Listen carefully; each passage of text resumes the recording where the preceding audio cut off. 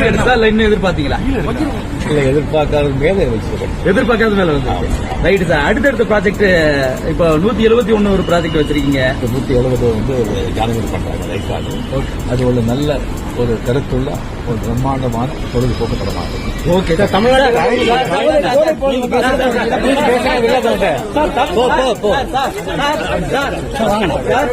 தமிழகத்தை பொறுத்தவரையும் சார் கர்நாடகா தண்ணி தர மாட்டாங்க.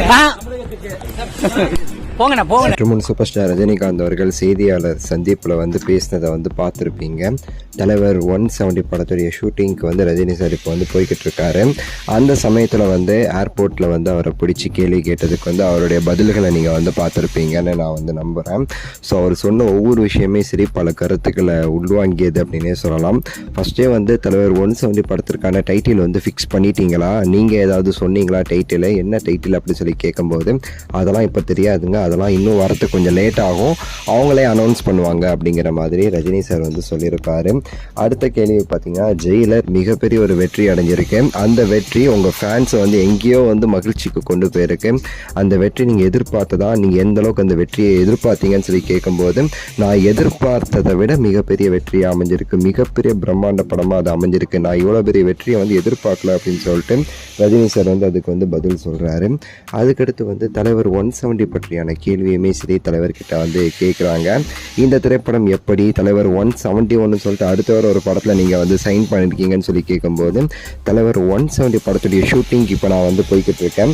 இந்த தலைவர் 170 படம் அப்படிங்கிறது ஒரு நல்ல கருத்து உள்ள ஒரு பிரம்மாண்டமான ஒரு பொழுதுபோக்கு படமாக இருக்கும். இதில் வந்து நல்ல கருத்து உள்ள ஒரு படம் அப்படிங்கிறத அழுத்தி சொல்கிறாரு ரஜினி சார்.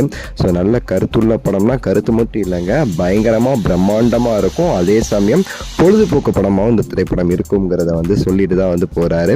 இந்த படத்தை ஞானவேல் வந்து பண்ணுறாப்புல லைக்காவுடைய ப்ரொடக்ஷன்ஸ் அப்படின்னு சொல்லிட்டுமே சரி ரஜினி சார் வந்து சொல்லிட்டு போகிறாரு. ஸோ இதெல்லாம் வந்து இந்த ஒரு ப்ரெஸ் மீட்டில் ரஜினிகாந்த் அவர்கள் சொன்ன முக்கியமான செய்திகள். ஆல்ரெடி உங்களுக்கு தெரியும் இந்த திரைப்படத்தில் யார் யார் நடிக்கிறாங்கங்கிற லிஸ்ட் கொஞ்சம் கொஞ்சம் வந்து வெளியாயிருக்கு. ஹீரோயின்ஸ் 3 ஹீரோயின்ஸோட பேர் சொல்லியிருக்காங்க. ரித்திகா, தசாரா, அப்புறம் பார்த்திங்கன்னா நமக்கு எல்லாருக்குமே பிடிச்சவங்க மஞ்சு வாரியர். அதுக்கடுத்து மேலில் வந்து பார்த்திங்கன்னா ராணா தகுபதி அவர்களுடைய அந்த அனௌன்ஸ்மெண்ட் வந்துச்சு, ராணா நடிக்கிறாருன்னு சொல்லிட்டு. வேறு யார் யாரெல்லாம் மேல் ஆக்டர்ஸ் நடிக்கிறாங்கங்கிறது இனிமேல் வரும்னு நினைக்கிறேன், பொறுத்திருந்து பார்ப்போம். முக்கியமாக வந்து அமிதாப் பச்சன் இருப்பாரா, ஃபஹத் ஃபாசில் இருக்கிறாங்களா, நானி அவர்கள் இருக்கிறாங்களாங்கிறது இன்னுமே சரி ஒரு டவுட்டாக தான் இருந்துகிட்ருக்கு. நானி அவர்களுக்கு பதிலாக தான் ராணா தகுபதி அப்படின்னுமே சில பேர் சொல்கிறத நம்மளால் வந்து கேட்க முடியுது. ஸோ எந்த மாதிரி வந்து ஒரு போஸ்டர்ஸோடு வெளியிட்டாங்க அப்படின்னா இன்னும் சூப்பராக இருக்கும், வெயிட் பண்ணி பார்க்கலாம். ஸோ உங்களுடைய கருத்து இந்த படம் குறித்து கமெண்ட்ஸில் வந்து சொல்லுங்கள். லைக் பண்ணுங்கள், ஷேர் பண்ணுங்கள், சப்ஸ்கிரைப் பண்ணுங்கள். அடுத்த வீடியோவில் சந்திக்கின்றேன். நன்றி.